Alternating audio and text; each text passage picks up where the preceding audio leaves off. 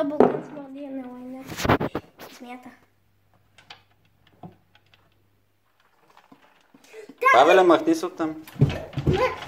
Леле!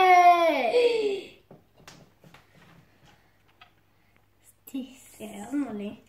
Стиснах е. Убива я. Така.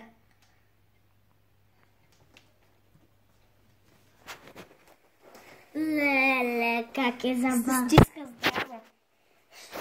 Но мишката още диша. Няма да е за дълго. Ако я разрежеш на змията,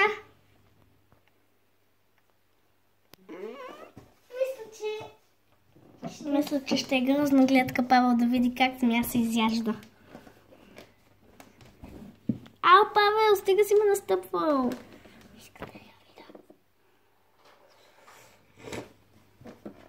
И си издухай носенцето.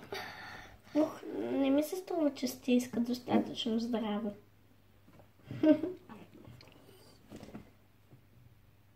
Убили я.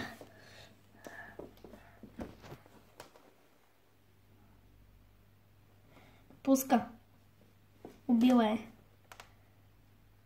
Саша е на лапа. Само не му пречете, че го стряскате. Убила ли е?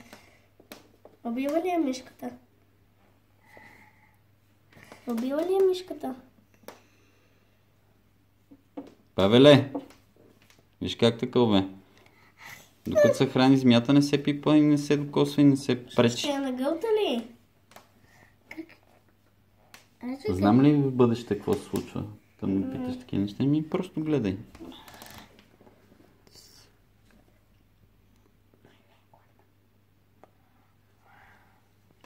Или се чуди откъде да започне.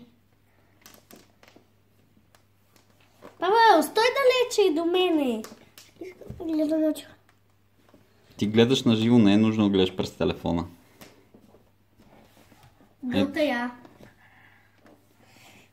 Как ще ухапва я. Да, ухапва я, за да е годна. Само не пречете. Аз отивам си гледам моите мишки. Ей, пичанко. Леле, може да е пикна. Може това си е моето.